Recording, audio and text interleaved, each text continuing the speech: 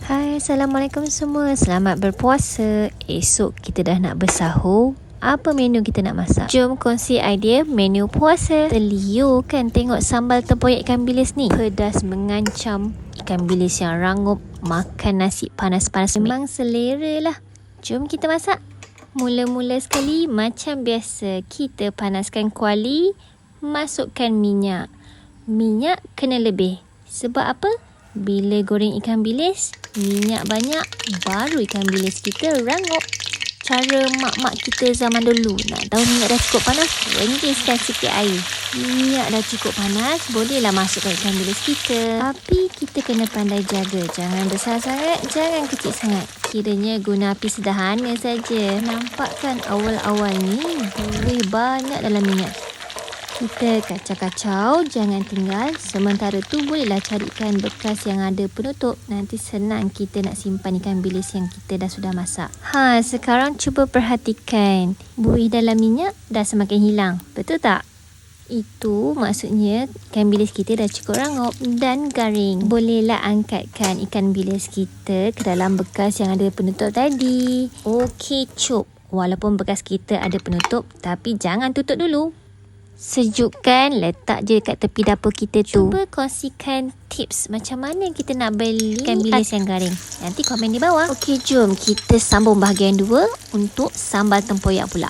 Kita tumiskan dalam minyak yang sama cili api, bawang merah dan sedikit bawang putih yang dikisar kasar. Siapa yang kuat pedas, bolehlah guna cili api yang banyak.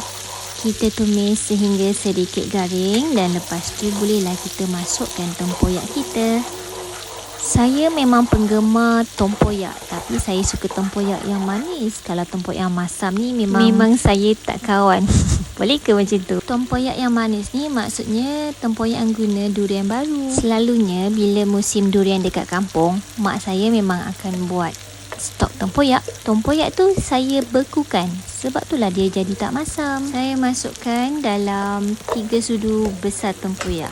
Lepas dah masukkan tempoyak, kita kacau-kacau sehingga sebati. Siapa yang dekat sini tak reti nak makan tempoyak? Ada orang durian dia makan, tapi tempoyak dia tak boleh nak makan. Sebab apa Sedap kot. Rugi kalau tak cuba. Saya tambah satu lagi sudu tempoyak. Dan kita sambung lagi kacau-kacau sehingga dia sebati. Boleh nampak kan sambal kita semakin berkilat. Untuk seasoning, terpulang kepada selera masing-masing. Saya memang pengguna secukup rasa. Ada orang nanti pening kan kalau makan haji macam ni. Boleh gantikan dengan garam atau gula sahaja. Cuba perhatikan sambal kita makin lama makin pekat. Saya memang suka masak lama-lama sikit dengan api yang perlahan. Supaya cili kita masak sepenuhnya.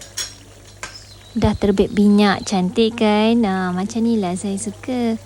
Kita boleh padamkan api. Ya Allah, tengah edit video ni pun terliurnya lah saya tengok. Jangan masukkan ikan bilis kita dulu. Biarkan sambal kita sejuk tau. Selain ikan bilis, kalau siapa yang makan petai, boleh masukkan petai juga. Sambal tempoyak ikan bilis petai. Itu pun sedap tau. Dah tutupkan api dapur. Biarkan sambal kita sejuk. Tak payah usik.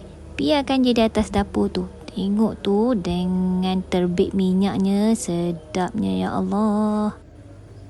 Sambal dah sejuk. Bolehlah kita taburkan ikan bilis kita. Dengar tu. Rangup kan ikan bilis kita? Rangup dan garing. A moment of silence please. Terliur ke tu? Dah siap kita punya sambal tempoyak ikan bilis. Menu ni waktu sahur boleh, waktu berbuka pun boleh. Terpulang. Makan dengan nasi panas-panas memang terangkat. Okey semua, selamat berpuasa. Assalamualaikum. Don't forget to like, share and subscribe. Assalamualaikum. Bye.